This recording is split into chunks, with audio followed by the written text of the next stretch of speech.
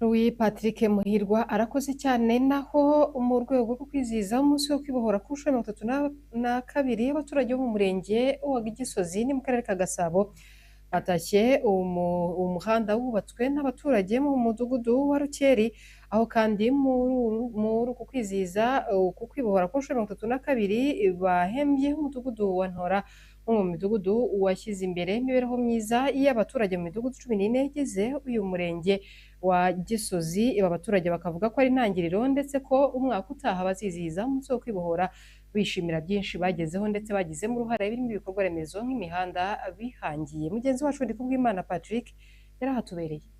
Ni ibyishimo byari byinshi ku baturage bo mu mudugudu wa Rukeri, akagari ka Ruhango mu murenge wa Gisozi, aho batashye ku mugaragaro umuhanda wubatswe n'imbaraga z'abaturage ubwabo. Uyu muhanda watwaye amafaranga asaga miliyoni 96 z'amafaranga y'u Rwanda, yose yatanzwe n'abaturage. Karangwa Silveri wari ukuriye iyubakwa ry'uyu muhanda avuga ko abari bahawe akazi ko kubaka bawutaye, abaturage bishakamo ibisubizo abari bayubakira. Hano hari ameze nabi cyane, ari inzira y'amazi, amazi yose bayibara mu muhanda, ari ibinogo, mbese itakiri inzira nyabagendwa. Twiha rero umugambi w'uko tugomba kuwukora nk'intore. Uwo munsi rero dukora inama, tubona ko ari ngombwa, duteranya amafaranga agenda y'amake, ariko abaturage ubwabo nibo bishyize hamwe barakora kugira ngo umuhanda bashe gukorwa. Bityo rero twari kusanije haboneka nka miliyoni 96 n'ibihumbi 145 n'amafaranga 71, ariko twaragerageje tuzaba rwiyemezamirimo hano barakora akazi barakadutana, tugira amahirwe umudugudu wacu urakomeye cyane, ufite aba engineer babigiye bakora n'imihanda, bahita ko bafata inshingano zo kwikorera, dukora nk'abikorera tutabahemba, baritanga nyine nk'intore. Abaturage avuga ko uyu muhanda uje gukemura ibibazo byinshi, dore ko bari bawukeneye kandi bari bawunyotewe. Amazina yanjye nitwa Mukagasana Claudine, nkaba ndi umwe mu baturage bagize uyu mudugudu wa Rukeri. Igitekerezo cyo kubaka uyu muhanda cyaturutse ku bufatanye n'ubuyobozi bwose bugize uyu mudugudu wa Rukeri, komite nyobozi zose, inzego, urubyiruko, komite y'umudugudu, uko zagiye zikurikirana zose zagiye zitanga igitekerezo kuri uyu muhanda, bitewe ko twari tuwukeneye kandi tuwunyotewe. Uyu muhanda wari ufite ikibazo ku muhanda wo haruguru uhereye aho mwahereye mutaha uyu muhanda. Komite nyobozi y'umudugudu hamwe n'abaturage, abafatanyabikorwa bagize uyu mudugudu bishyira hamwe bashora imbaraga kuri uyu muhanda, bataretse no gushora amafaranga, bafatanyije n'abandi bafatanyabikorwa bagize uyu mudugudu. Uyu muhanda urakorwa, urarangira, none ugeze igihe cyo gutahwa. Turabyishimiye, ni igikorwa cyiza, ni igikorwa kinejeje. Urabona ko ugenda uzenguruka, ukazenguruka, aho turi kugenda mu bitaka ni hatoya kandi naho ni hafi gukorwa kuko imbaraga zabikoze ziracyahari. Ubuyobozi bw'umudugudu buvuga ko ubufatanye bw'abaturage ari bwo bwatumye iki gikorwa kigenda neza, ukabuvamya ko bafite intego yo gukomeza ibikorwa biteza imbere imibereho myiza y'abaturage. Umunyamabanga nshingwabikorwa w'umurenge wa Gisozi, Idaya Mukandahiro, yashimye abaturage ba Rukeri ndetse n'abantora, avuga ko ibikorwa nk'ibi ngibi bigaragaza uruhare rw'abaturage mu kubaka igihugu no gukomeza gusigasira ibyagezweho nyuma yo kwibohora. Anasaba abandi baturage kuza kureba kuri Rukeri na Ntora. Twaje rero gutaha ibikorwa twizihiza mu kwibohora ku nshuro ya 32, harimo n'uyu muhanda wubatswe n'abaturage bo mu mudugudu wa Rukeri 100%.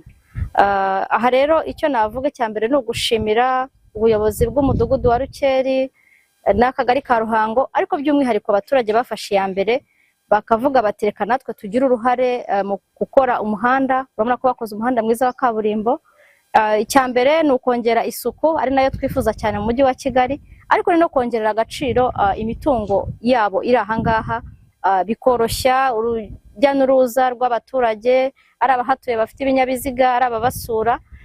Ibyo rero turakibashimira cyane, tunashishikariza n'abandi baturage batuye mu yindi midugudu n'abataragera hano muri Rukeri bazaze baharebe.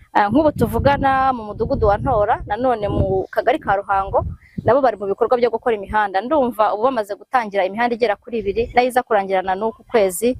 Ubundi nabo bifuzaga ko twayitaha kuri iyi tariki ya 4 z'ukwa 7, ariko kubera gukorana na barwiyemezamirimo no kwegeranya ubushobozi ntabwo byagenze neza, ariko nabo bari mu ngamba. Mu gihe ibikorwa by'iterambere bikomeje hirya no hino mu murenge wa Gisozi no mu mudugudu wa Ntora, abaturage ntibasigaye inyuma, dore ko mu mudugudu wa Ntora abaturage bari mu bikorwa byo kubaka imihanda 3 ifite agaciro ka $280,000, aho ubu imirimo igeze ku kigero cya 68%, akaba ari umuhanda uzaba ufite ibirometero 3. Ni igikorwa bavuga ko bizarushaho kubafasha mu iterambere no kuborohereza mu ngendo, kandi barishimira iterambere bamaze kugeraho, ndetse banashimira abayobozi babo babafasha mu buzima bwabo bwa buri munsi. Nitwa Nyirahabimana Assumpta, ntuye umudugudu wa Ntora, kagari ka Ruhango, umurenge wa Gisozi.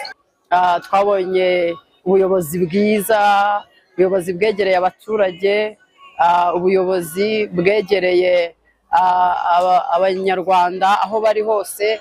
Nta hantu na hamwe mu gihugu cy'u Rwanda ubuyobozi butegereye abaturage. Turashimira cyane ubuyobozi bw'igihugu bwatugejeje ku iryo terambere. Turashimira cyane ababohoye igihugu cyacu.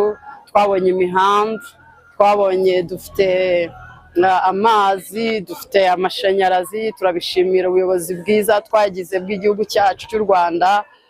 Dufite amazu meza, dufite transport mu mihanda. Twabonye iterambere ryagutse mu buryo bwose twifuza. By'umwihariko rero reka mvuge mu mudugudu wacu wa Ntora, aho ntuye mpamaze imyaka 10. Turashimira abayobozi bacu batubaye hafi, abayobozi bacu badukemurira ibibazo bitandukanye. Nta kibazo na kimwe ushobora kugera mu rwego urwo arirwo rwose muri serivisi izo arizo zose, aho tugeze hose baratwakira, baradufasha, turabashimira cyane. Nitwa Uwishema Epimake, ndi umuturage wo mu mudugudu wa Ntora. Iyo ndebye cyane nko mu nkingi 3 leta y'u Rwanda, leta y'ubumwe ishingiraho mu bijyanye n'imiyoborere, harimo inkingi 3, hari imiyoborere myiza, ubutabera, hakabamo iterambere ry'ubukungu, hakabamo n'iterambere ry'imibereho myiza y'abaturage.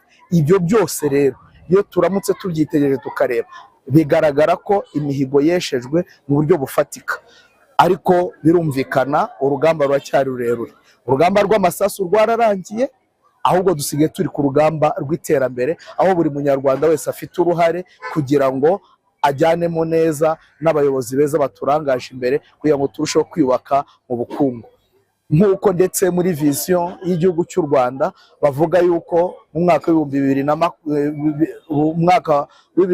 2050 ko u Rwanda ruzaba rufite uburyo bwo kwigira buhagije rutakidepanda ku yandi mahanga. Ntora kandi yahembwe umudugudu umwe mu mahizi indi 14 igize umurenge wa Gisozi kubera ibikorwa by'indashyikirwa n'uruhare rw'abaturage mu iterambere. Umuyobozi w'umudugudu wa Ntora, Karemera Aniseti, ashimira abaturage ayobora, avuga ko icyo gihembo bahawe aribo bagikoreye kandi ko bakomeje ibikorwa by'iterambere. Umudugudu wa Ntora uyu ni umunsi ukomeye cyane, ku nshuro ya 32 twizihiza kwibohora, tuzirikana buryo ki ingabo zabo za RPA zabohoye iki gihugu.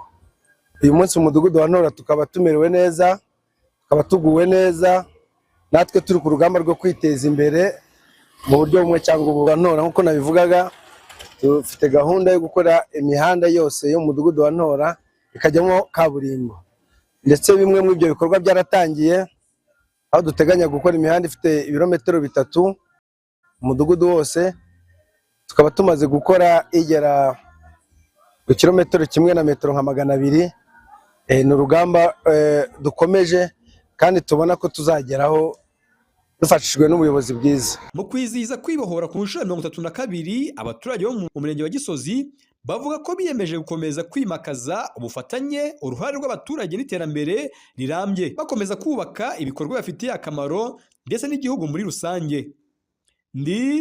Ndikumana Patrick, i Kigali mu murenge wa Gisozi.